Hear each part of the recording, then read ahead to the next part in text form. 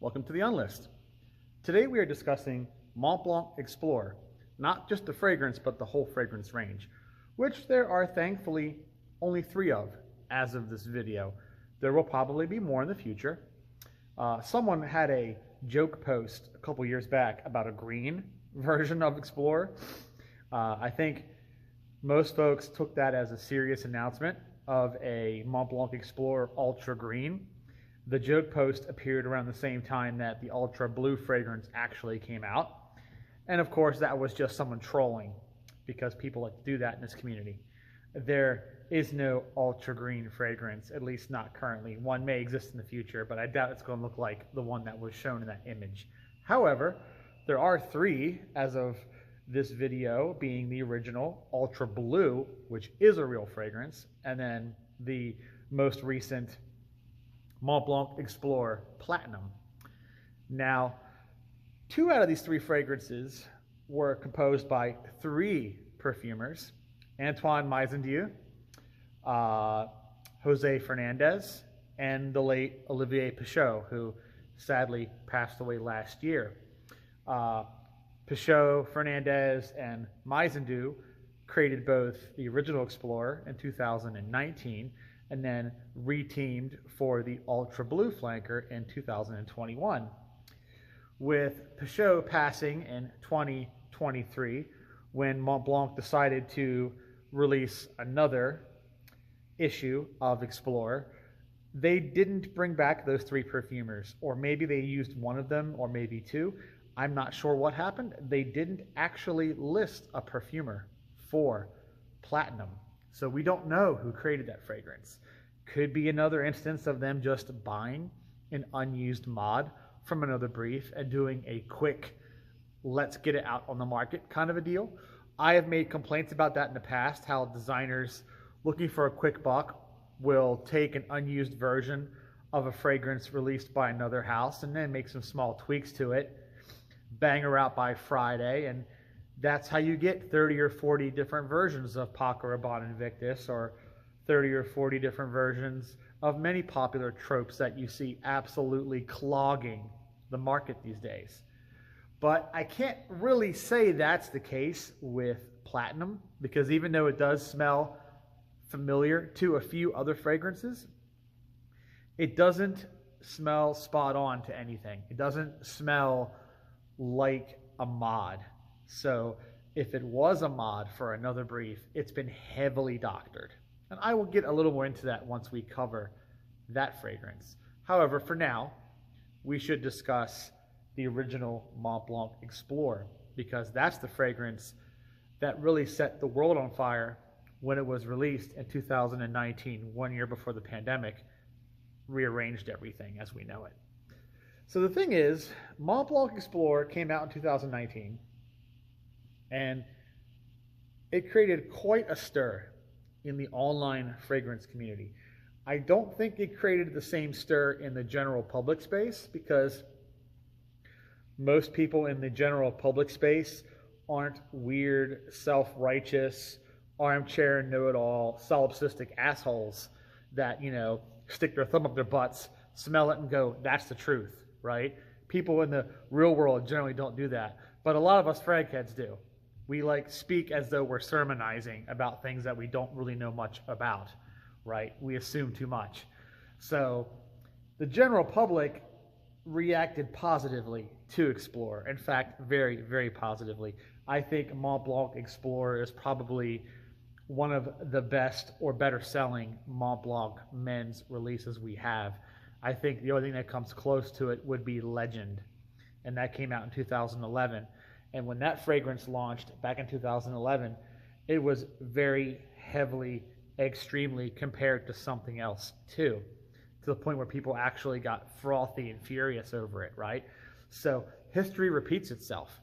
Now, I'm not saying that Montblanc fragrances don't heavily reference other successful fragrances. I believe they do, but I don't think they are exact clones of anything, I think it's a situation that we see a lot in the designer space, where a brand has a release that's very successful, Then another brand who wants to make money, because who doesn't want to make money, says, hey, that's successful.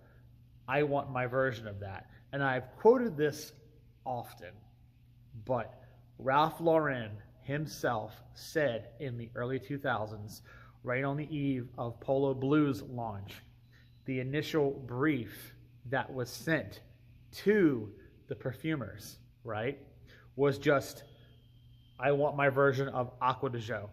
Now, that's very open to interpretation, granted, but Ralph Lauren explicitly stated he wanted his version of Acqua di Gio, and that somehow gestated into Polo Blue. Now, you smell Polo Blue and you smell Acqua di Gio, and you're like, they don't smell all that alike, do they? No, they don't. But the point is, the genesis of the idea that became Polo Blue was, I want my version of this other fragrance.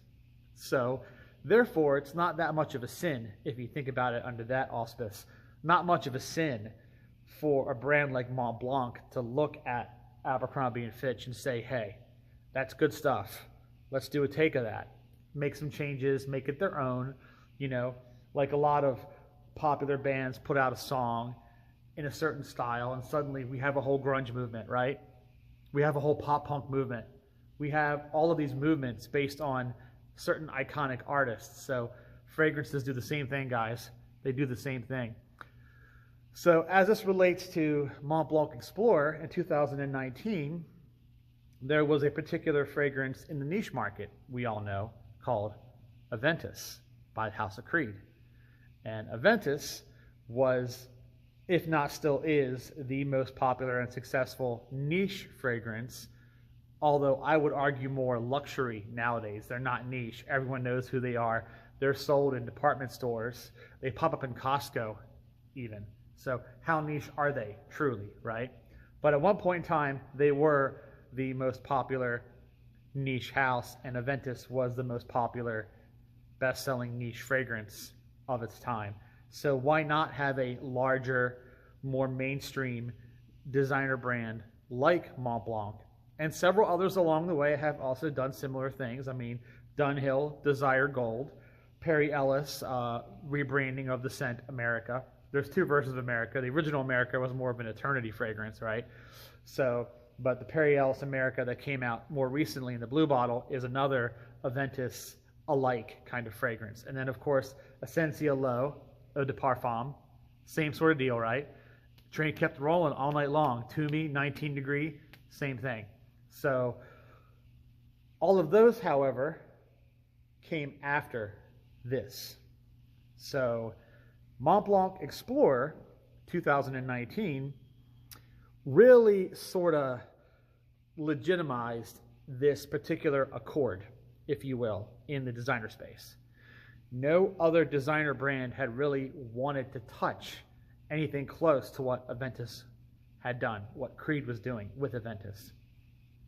We have had many actual clones, like literal GCMS, reverse engineered clones. We had many actual clones from Middle Eastern houses, okay? Pineapple Vintage Intense has, their whole brand is basically copying Aventus. So we've had lots of actual clones in the space in the years leading up to 2019. So 2012, 13, 14, 15, 16, 17, 18, all the way up until 2019, we've had lots of actual, legitimate, out-and-out clones. But no one has done a, Me Too, a inspired take where something was changed, something was tweaked and twisted, made different. We didn't get that until this came out. Some may argue that Mancera Cedrat Bois in 2011 was another attempt to copy Aventus. And if you squint hard enough and go like that, you might be able to see it, but I don't really see it. I think it's in the wheelhouse. Yeah, I'll put it in the wheelhouse, but I'm not calling it a clone, guys. It's not a clone. And neither is this, truth be told. Now, Antoine Meisendu, Olivier Pichot, Jose Fernandez, what they basically did was they took the concept that was Creed Aventus, which is a fruity, vanillic, chypre composition. So the basic chypre structure, the oak moss, the labdanum, the musk, the bergamot, the sandalwood. They took that and they realized, one, they're not going to use real sandalwood. One, they're not going to use real oak moss. One, they're not going to use a lot of these materials that are really expensive and or restricted into oblivion. Creed can kind of fudge it, you know. They could put a sliver of oak moss in there. They can afford sandalwood to a degree. They'll use the higher grade materials, but this isn't Creed, this is Montblanc. So instead, they reconfigured the accord. They removed some of the vanilla. There is no real pineapple in this fragrance, although there may be that allyl amyl glycolate in here, that material that can reproduce pineapple, but there is not a pineapple note in this fragrance, to be clear. You do get vetiver in here instead of birch. There's no birch, but you get vetiver. The patchouli is here. The bergamot is here.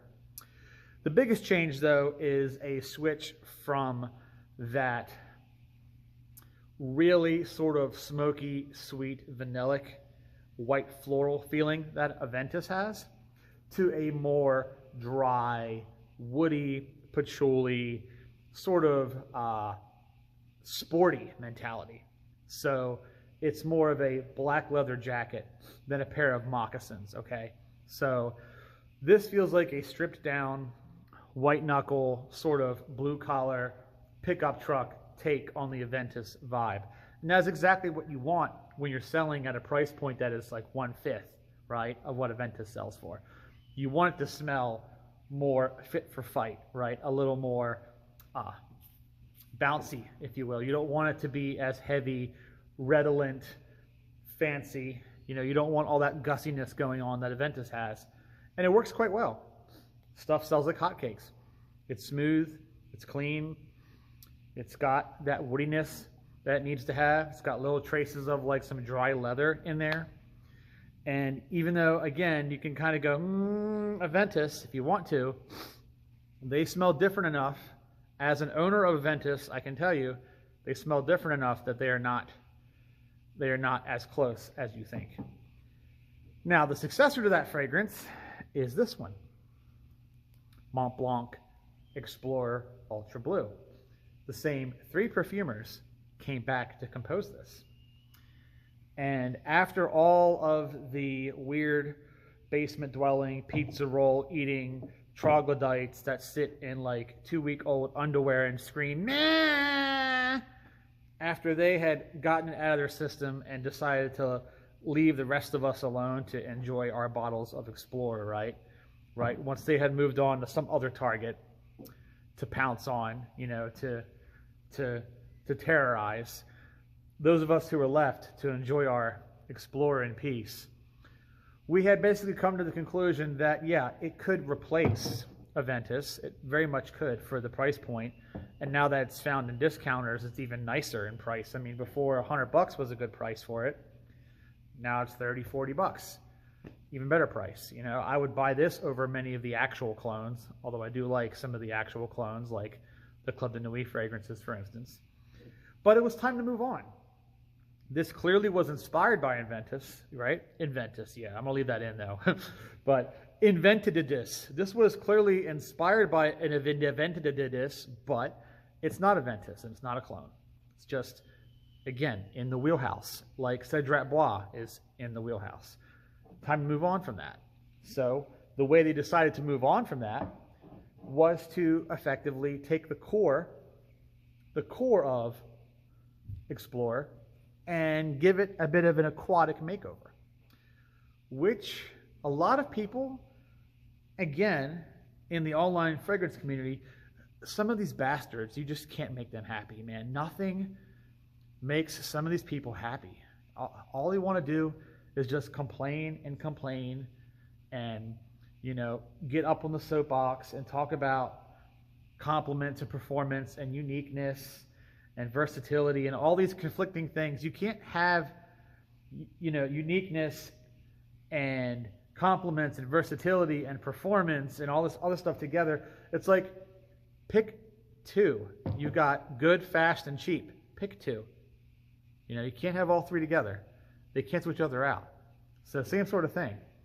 When this fragrance came out 2 years later, all the people who had hated on Explorer for smelling too much like Aventus, for being a designer Aventus clone or whatever. They got on this for, guess what? For not smelling enough like Explorer. Oh, it smells like a generic aquatic fragrance. It doesn't smell anything like Explorer. But I thought you didn't like Explorer. So if you didn't like Explorer, why would you want a flanker that smells like it? It just sounds like you don't really know what you want, and all you want to do is complain. To me, that's what it sounds like.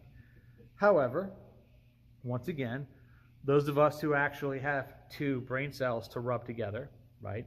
We smell with our nose, and we think with the little sponge between our ears, right? We smelled this, and we said, yeah, okay, maybe not the most original thing in the world. Clearly not, okay, clearly not. But solid release, good for the summer. And even though it's not super unique, it is definitely unique for its time. Because, let's be honest, if you've smelled this, you know they don't typically make fragrances like this in 2021, 22, 3, 4, whatever. Fragrances like this were definitely more of the mid-90s, late 90s, early 2000s, okay? The Polo Blue I was discussing. You were more likely to get a release like this in 2002 than you were in 2022, right? So, as being someone a little older, like myself, smelling this and going, yeah, this reminds me of a lot of the 90s aquatics, not the Dolce & Gabbana light blues or the various Aqua de Jo flankers or any of that stuff, you know, with the drier, more oceanic aquatics. I'm talking about the real floral, soapy, more rounded, musky aquatics, you know, stuff like Wings, 90210, Kenzo, Polo Sport instead of Polo Blue, you know, 1994 Polo Sport, stuff like that, okay? The original Nautica, for instance, from 1990, I think 2 or 3, the original Nautica, those kind of fragrances, those early to mid, late 90s, all the way up until the early 2000s, really. That little first generation, if you will, that first generation of aquatics. This smells the most like those. The neat trick here, what the late Olivier Pichot and Jose Fernandez and Antoine Meisendu did was they took that Explorer base, so we're talking that same sort of Akagala wood, the patchouli, the clary sage, and the ambrofix and other materials that make the Explorer smell that we know from this one. They took that base and then they just kind of took like a scalpel and went off the heart and the top. And then on top of that base, they built a different fragrance. So it's related. You can tell it's in the bloodline, but it's not like a brother. It's more of like a second cousin, right? And what you get is you get these nice old school floral, sort of ozonic floral, a little bit of a soapy kind of lilial thing, but of course that's restricted now, so whatever they're putting in place of that. But that kind of white floral opening with the aldehydes, and then it goes into the musky materials. It goes into a lot of the other fruitier notes that you would get from those early 90s aquatics. So you get the fruit, you get the ozone, the white florals. I get a touch of rose in here, actually. It's very sneaky. It's very sneaky. It's easy to miss, but I get a bit of rose in here too.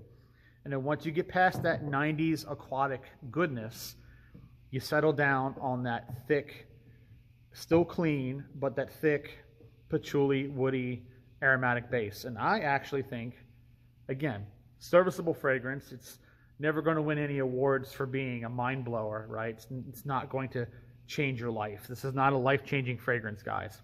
But solid, competent, no complaints. You know, it just, you have to check your expectations. And I have said this about Montblanc as a house. In general, as a house, I have said that Montblanc is not a brand for people who like to philosophize, who like to, you know, go on these crazy sensory journeys of the mind, heart, and soul. These are pragmatic fragrances for pragmatic people. These are fragrances for people who want to smell nice and not think twice. That's a rhyme, okay? You can use that. They want to smell nice and not think twice. Don't overcomplicate it. Don't overcomplicate it. Now the last one, Platinum. This is the one that really gets the furthest away from Explorer. You could even argue that it has no relation at all to Explorer. And because we don't know who the perfumer is, I can't really tell you what they were thinking or what was going on. And it may be a mod, it may not be a mod, as I discussed earlier in the video. But the thing about this fragrance, and the reason why I don't have as much to say about it, is it kind of does the whole Santal 33 thing by Le Labo. And I don't typically like that pickle sandalwood vibe, but it uses a very small, judicious amount of whatever that compound is. And then it builds violet leaf and mint and clary sage around it. Adds some similar patchouli, some musky materials. And it kind of makes a fragrance that really sort of straddles the middle road between one of those really dry, desiccated, woody experiences like a Santal du Pacifique by Paris Monte Carlo, or a Santal 33, or a Tam Dao by Diptyque. Things in that wheelhouse. You know, Montclair has a fragrance recently that kind of does that same sort of deal. And a lot of these fragrances have this really dry, desiccated, woody, extremely woody. So what this fragrance is doing is it's taking that and it's softening it. It's rounding it off. And it rounds it off with the Akagala wood, with the clary sage materials, with the musk, and then it adds mint on top.